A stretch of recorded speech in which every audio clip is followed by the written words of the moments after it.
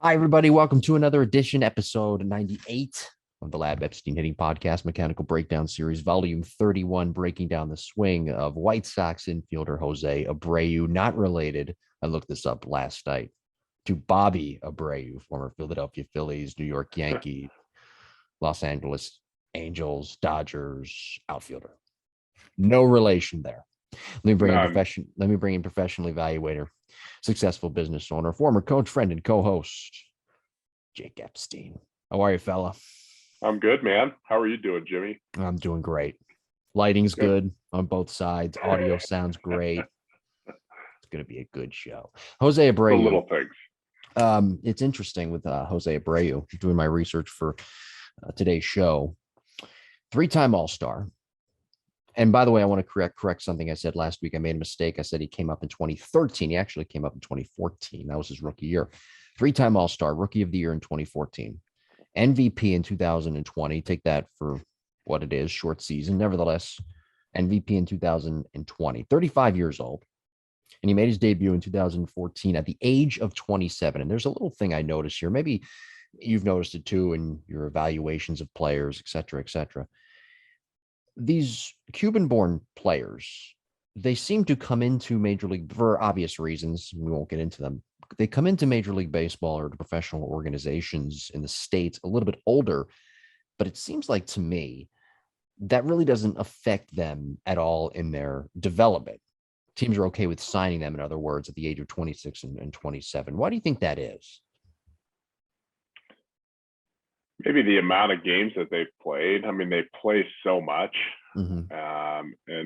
and the international circuit. Maybe they get a really good feel for how they're going to be in the international circuit. But yeah, it's very different than players maybe that come from Asia. Mm-hmm. Uh, that are older and they're like, I'm not really sure these people will pan out, but it seems like the Cuban guys do. Mm-hmm. Um, I don't know. I don't have the right answer for that. And maybe it's just the fact that that's all that they do. I mean, they play, they play, they play, they play, they play, and there must be good enough scouts on the ground there or at the international, more like at the international tournaments that are able to see these people and see how they perform and see how they'll fit in. But they've done pretty well with the Cuban players and signing them and having them. Puig was kind of he was good for a couple of years. Um, Right.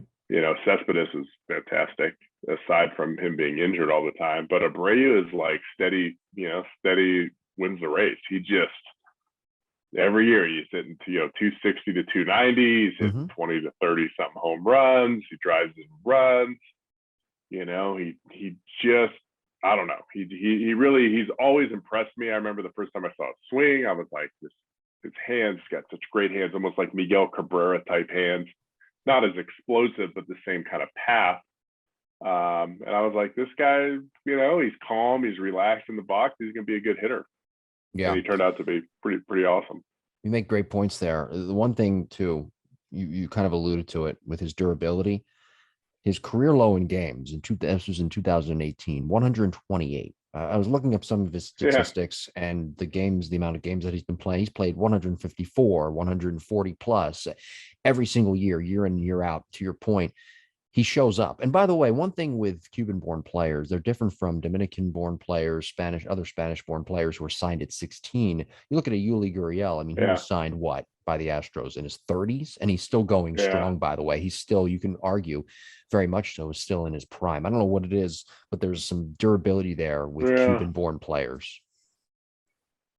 yeah. I mean, it's a different makeup. I mean, and Yeah, not to say that the Dominicans that much different, but I mean, American players train and they train hard. And they have all the latest equipment, and they push themselves in the weight room. And I'm not sure that's the case, in Cuba in terms mhm, of having strength coaches and having people that stretch you out and do yeah, dynamic warm ups. And maybe these guys just kind of they throw some weight around and they go out and play. And it's different. Maybe they just haven't beat their bodies up as much as some Major League Baseball players do in the off season, because they do.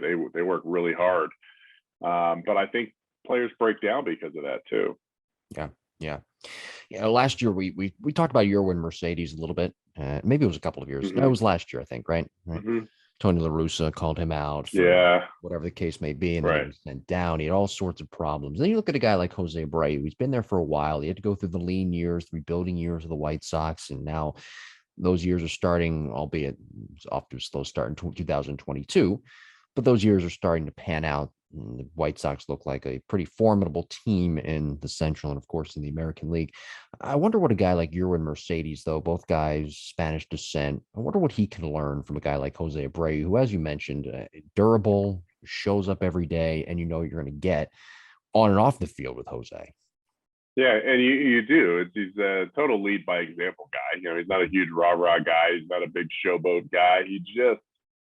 He's kind of like your blue collar player. You know, right. He shows up, he gets his hits, he goes home, he stays out of trouble, and then he does the same thing the next day. And he is very steady. And you do, you know, when you're a young player, you have to be surrounded by people that are professionals, you know, and sometimes that's hard, you know, and things are changing now with personalities and different ball players, and you know the amount of, you know, Instagram likes they get, and you know, as they're coming up, they're trying to create an image instead of just being a ball player.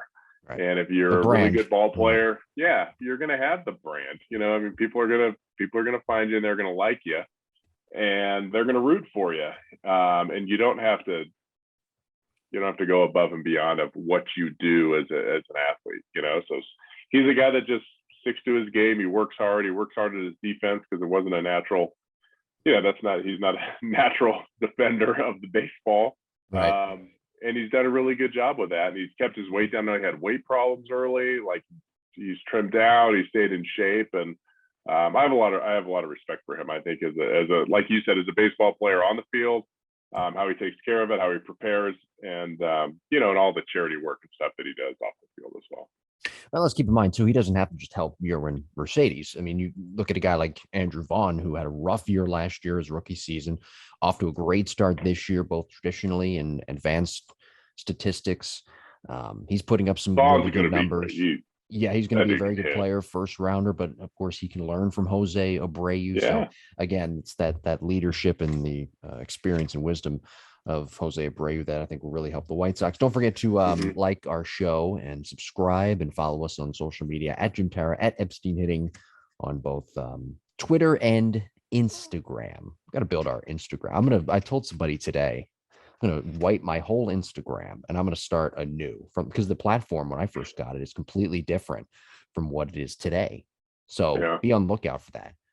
Oh, I can't wait. I'm never on Instagram, and I need to be so badly.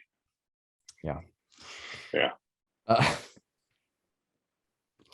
get into some metrics here with Mr. Abreu, which they're a lot more interesting than my social media.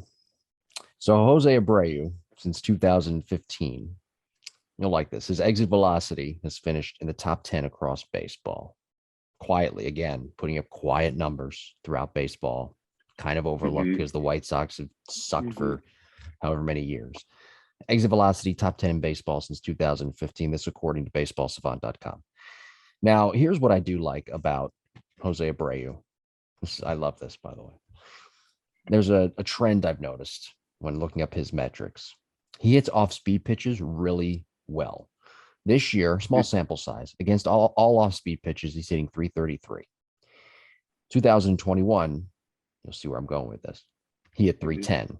I take 2020 out of it because it was his MVP year, plus it was a smaller sample size, wasn't a full season.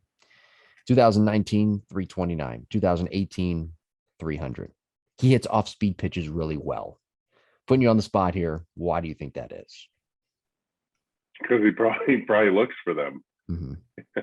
You know, he probably looks for them, and if you can look for off-speed pitches, and instead of having to face 97, you can face 87, and you can set your timing for that, then you can be a good off-speed hitter. So I guarantee you he has a wonderful approach that's probably off-speed dominated, or at least it is in certain counts when he can expect it, and then he has the bat to ball ability not to miss those pitches.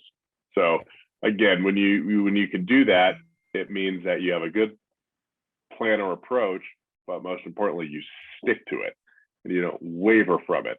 And those that do that and they stick to it and they just trust the process, they're going to get one good breaking ball to hit or two good breaking balls to hit every at bat. And then, oh, okay, the count's 1-0. They missed on the first breaking ball. Maybe I should look for a fastball now. Nope, don't waver from what your plan is. He probably has that really good ability to trust himself and what he's prepared for. Well, let's go into that a little more, though. The fact that he's able to stick to his plan, even when he struggles, and still hit over 300 on all off-speed pitches. That's not just curveballs, that's sliders, that's changeups. Yeah. That's you could even put a sinker in there. To be able to stick to your plan like that might be one of his best attributes as a hitter. Forget what he does physically for a second. Forget what he does well physically, what he even does well mentally. It's his ability, his stick-to-itiveness, I think, to stick to that plan that he has created for himself. And it's worked throughout the years. Yeah, because that's a really high average off speed. And you're right. That's those changeups in there. And changeups, you're looking for breaking balls. We can kind of anticipate, okay, they're going to start out of a different window, out of the hand. A changeup's tough. Like that's starting in the same kind of pitch, tunnel that, a fastball is. So, mechanically speaking, he has wonderful extension. So that could be another reason that he can, think about letting fastballs get a little bit deeper and then still have the ability to hit it out in front because he extends so well. Even though he might look like he's fooled and on his front foot a little bit, he's still able to stay through that, off-speed pitch. So, those would be the two reasons why players are good breaking ball hitters. Is one, they have the mechanics to be able to get fooled and still find a barrel. It'd be interesting to see what his exit velocity is on breaking pitches. Yeah. And that would tell me more, okay, he's sitting on breaking pitches rather than having the ability to adjust to breaking pitches based on a good extension, a good swing plane, and then good vision. Yeah, they didn't have that on, unfortunately. Yeah, no, that would be a super advanced metric. But I wonder, his exit velocity has finished 110 plus since 2015. Again, top 10 in the league. 110. Yeah, he's hitting 300 off speed pitches, so he's hitting those balls hard. Yeah. So you mentioned some metrics. Okay, let's go to more traditional statistics here. So he's had 100 plus RBI. This guy, I can't believe how overlooked this guy is. It really is incredible. I'm surprised that, and the White Sox, hey, credit them for not wanting to trade him and try and just restart. I'm trying to think, was it last year? Did they give him a new contract last year or the year before? Because I remember him kind of being. Yeah, it might have been the year before, but it's amazing how overlooked he is. 6 of the 9 years that he's been in the league at the major league level, he's produced 100 plus RBIs. 6 of 9 years. I mean, that's really impressive. By the way, what type, you mentioned his home run numbers too, and we've mentioned some metrics here now as RBIs. What type of hitter would you categorize Jose Abreu as? Because again, a guy who hits off speed pitches really well isn't exactly strictly a power hitter, I guess. Yeah.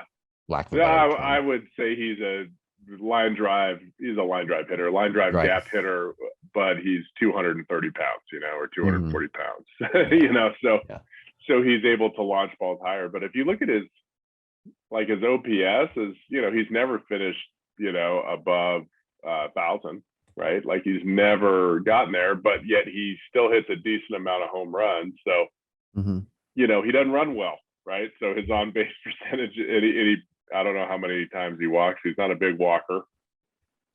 I will say this, though, in 2022, his walk rate is climbing, and that's actually in the top 10% of the league as well. Yeah. Yeah, no, I mean, it's amazing a guy that hits that many doubles and that many home runs, has a slugging, an OPS under 900, for his career. And it's because he's not a patient guy. He's a guy that swings the bat. He's got good eye-hand coordination.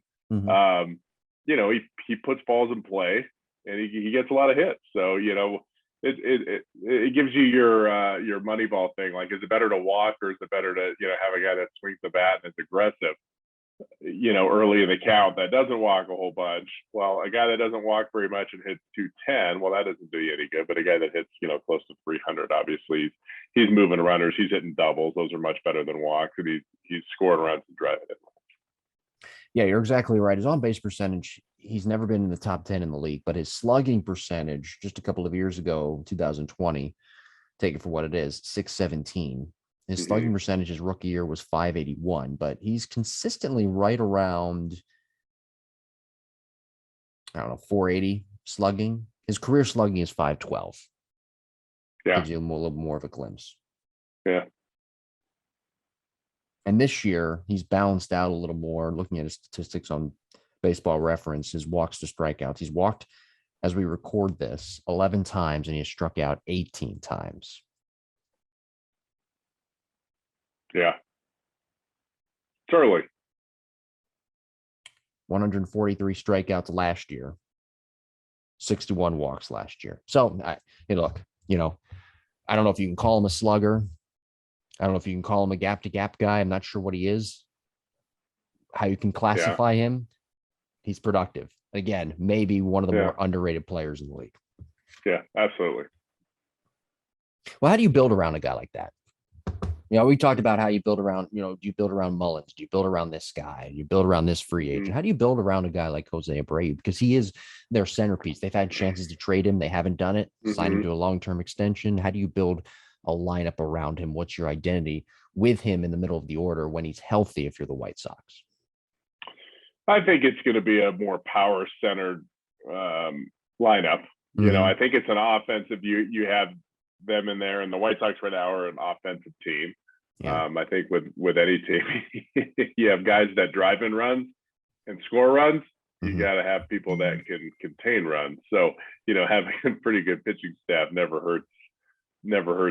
Surrounding your sluggers with guys that can throw the ball. So I think that identity is going to be kind of a calm, cool identity of a team, which is interesting because La Russa's more of a fiery, he's older now, but he's an ornery guy. Like, he's a fighter, he's not going to let people push you around, where Abreu just seems like he's kind of a chill guy. So maybe that's what you need. You need your yin to your yang. You need guys like Mercedes or Vaughn seems like a pretty laid back guy, quite honestly. You got Madrigal in there as well, who's you have all these decent amount of college guys, West Coast guys at that.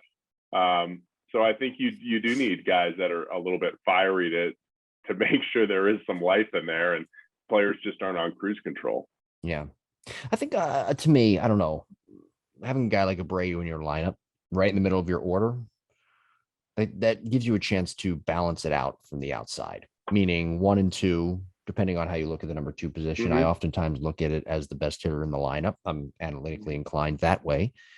But the top of the order, more speed guys, middle of the order, behind Abreu, Vaughn when he's going well, when he's not injured, he's on the injured list right now. And then the bottom of the order, you can be more traditional. 7 guy, drives and runs, gap to gap, 8 guy, kind of a throwaway, and then your 9 guy is kind of that second leadoff hitter, if you will. I'm going really kind of old school here and very traditional, but I think that's what the opportunity presents itself as if you're the White Sox with Jose Abreu in the middle of your order. Yeah. I mean, I like him as like a number, even a number 4 or 5 hitter. Yeah, I like that. Down there, just because he doesn't run real well. So he's going to clog up the bases a little bit, but it's a different game now. Like, it's a bloop and a bomb. You're not going to get 3 or 4 hits an inning very often. Yeah. So, you need to have guys in front of him that get on base. So when he hits one of his 30 home runs, he's driving multiple players. Well, let's get into our mechanical breakdown or swing analysis here. If you are ready, Mechanical Breakdown Series Volume 31, Jose Abreu. Don't forget to subscribe to our YouTube page, The Lab Epstein Hitting Podcast, to watch shows like this, full episodes, and of course, clips from previous episodes and mechanical breakdowns like the one we are doing here, Jose Abreu. Yeah, very good. So the clip on the left here, this is Abreu. the first swing that I had ever seen from him. And this was Rookie of the Year. This right? is side view, So by the way. the side view, this is that's kind of like up above and to the side. Yes. So if you scroll through that close-up view, towards the end, it says, his rookie year, he hit 317 with 36 jacks, 107 RBIs, and a 580 something slugging percentage. And this was the first time I really looked at his swing in slow motion. And when I saw it, I was like, this is one of the greatest hand passes I've ever seen. So we're going to start there. We're going to start, on the left part of the screen here from the launch position, which, I'm a huge fan of teaching, style and rhythm, and then really mechanics don't start until launch. And from this position where he launches his hands from kind of his shoulder behind his armpit to when he extends through all the way, that's where the money is made. Okay, how you finish, one hand follow through, two hand follow through, low follow through, high follow through, none of that stuff I really care about. But if we start him at launch, what I want you to take notice of is how the knob of the bat, and we talk about bat drag and all that kind of stuff, but watch how the knob really works in front of his body. So a lot of people are going to say, he's using his hands here, right? Like if you look at his hands, they're moving faster than his shoulders are rotating. His hands are moving in front of his armpit. Okay, so what I see with amateur players is they spin so much with their shoulders that they actually leave their hands behind their shoulders, okay, towards the catcher. This is the opposite. He's pulling his hands in front of his body. If you look at his left bicep, he's going to clear space in front of his left bicep and his left forearm as he pulls the hands out in front. It's an absolute perfect path. That's why we do so many, all my online academy members, we're doing, so many upper body isolation drills. This swing, those of you that are part of the academy, you've seen it because it's one of my best, most, it's just the best example of a proper hand path you could possibly have. Sometimes what I'll tell players to do is, look, the knob needs to kind of work through the front elbow. Okay. Almost like a cat chasing its tail. And if you watch him, that's exactly what's happening. Okay, he's pulling the knob kind of where it's replacing where his front elbow is. His front elbow is not working up, okay, violently. It's working around, and then it's going to finish up, but it's not pulling up right away. His back elbow is down, but it didn't come down in front of his belly button, right? His back elbow is coming down behind. That's the key. The back elbow has to drop, but it's going to drop after the hands clear. We got to get those hands out in front. And then obviously he gets to contact, and then boom, there goes that right arm extending all the way through. We talked about that a little bit on, maybe that's why he's a good off speed hitter. So this swing on the right, the other one, this is a very low pitch. In fact, it was titled slider. Okay, so this is an off speed pitch, okay, that he hits a home run on. And I wish that home run replay wasn't there. But if we stop him, at launch, notice where his front shoulder is, down and in. Okay, we can kind of the same position there on the left. These are different swings. Okay, the knob of the bat's kind of facing the catcher a little bit. Okay, as he goes to rotate, though, watch what we preach all the time: the bat staying right next to his head as he goes to turn. And this pitch is down, so the lower the pitch, typically players will drop their hands in the launch position. He hasn't done that yet. Okay. So you can see on the left, he's a little bit shorter to the ball where that bat is over the top of his shoulder. Okay. Where this one's more next to the shoulder. That's because this pitch is down and we're going to drop our hands. But again, notice how his hands are still up. Even here, he's almost at his approach, and his knob of the bat and the barrel are about even to, level to the ground. And then he drops the barrel in. Okay, so he doesn't bottom out his barrel path until right about there. And then if we continue, that's the point of the pitch coming at him. So you can see he bottoms out right at the bottom of that pitch plane, and then he stays through it. So you can see he's a little bit full, but watch his right arm save. So you can see that extension. And I did so many lessons this week where players were pronating their right wrist over their left wrist so violently. And it just leads to ground balls. We don't stay on plane as much. And notice how he never, hardly ever rolls his right wrist over his left wrist until, I don't know if he ever does, even into his follow through.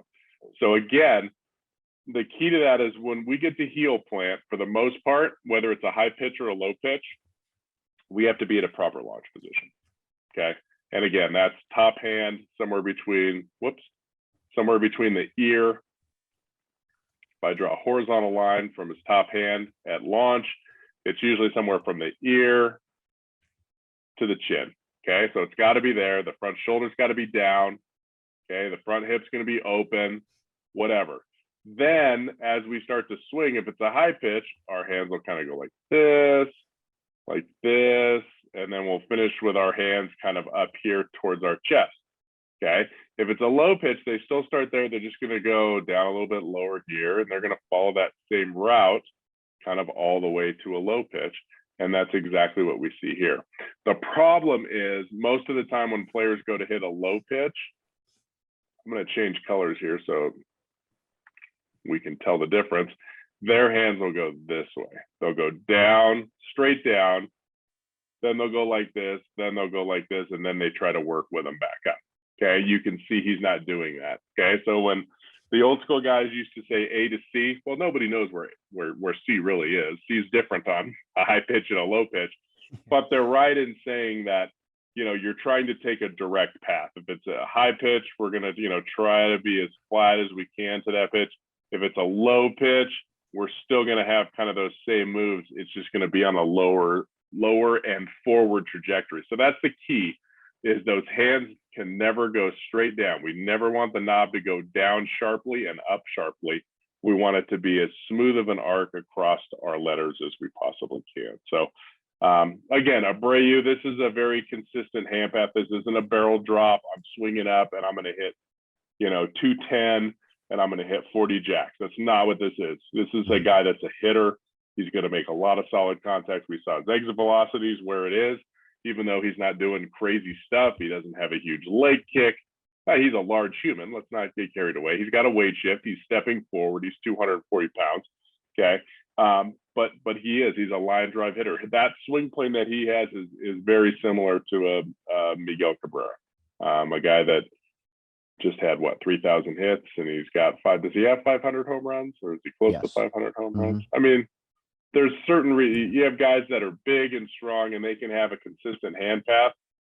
Good things are definitely going to happen. While you're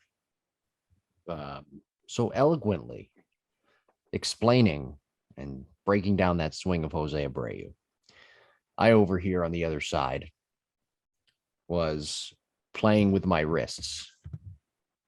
Okay. And I was trying to figure out I was trying to live it, trying to figure out what you were talking about.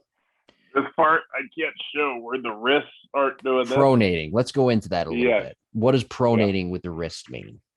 Pronating is when your top hand turns over. Okay. So it turns over. So can you extend without turning that arm over? Okay. Okay. You just extend and hold off. So a good visual would be, why can't I think of his name for the Red Sox? JD Martinez. JD Martinez, you know, is a guy that tries to hold that barrel without turning it over. It's a strong move. Like it's, you know, you're probably, if you snap your wrist, you're probably going to get a little bit more barrel speed, but the risk of that barrel moving up and creating topspin instead of backspin is very high. So in today's game, where these hitters are very big and strong and the balls are pretty hard and the ballparks are kind of small, you know, you can really just stay square. You know, if you liken it to a golfer, it'd be a golfer that's just trying to keep the club face square as long as they can, so they hit the ball straight.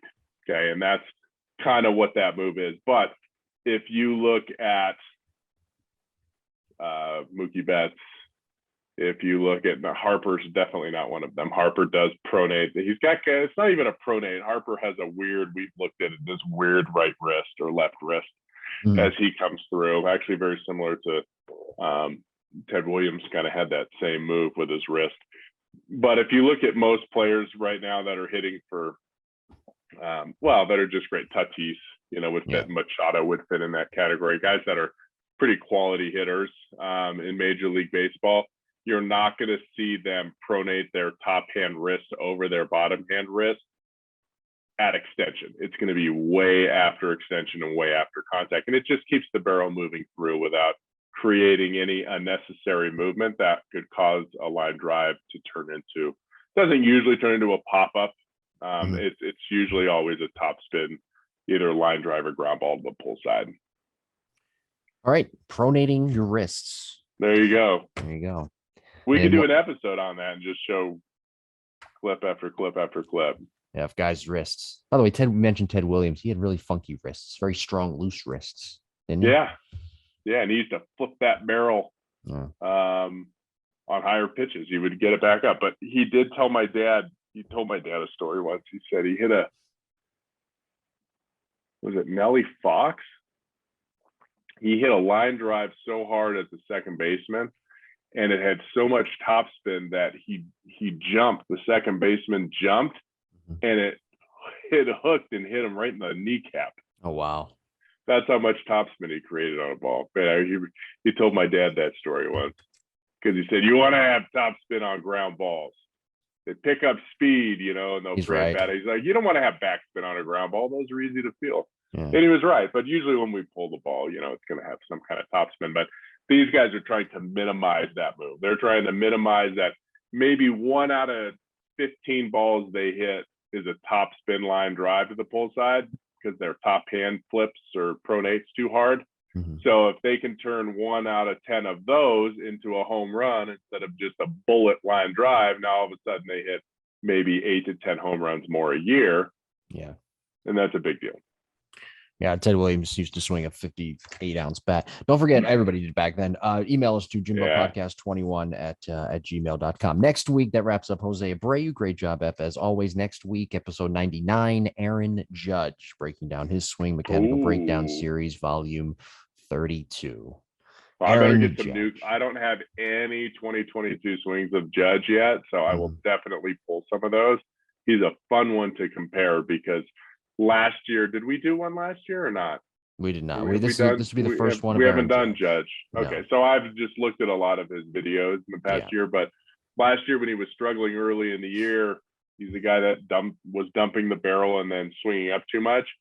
And he started to actually swing down. You could see a move, kind of like Abreu in that swing on the left we were looking at, where he was just sliding the knob more instead of turning and kind of lifting his hands. He was using his hands more and extending lower and flattening his swing plane. And he got so hot, within a week, he just started get on a tear. And when I started to look at those videos, that's a pretty talented guy to be able to make a change in a game, in a short amount of time. That's pretty cool. What do you got coming up at the lab? New merch? What's going on?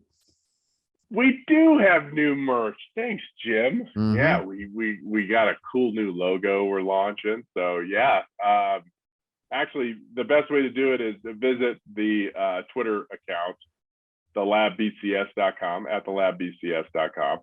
And if you need gear, I'm telling you, this is a smoking deal that Wilson hooked us up with for the next few weeks.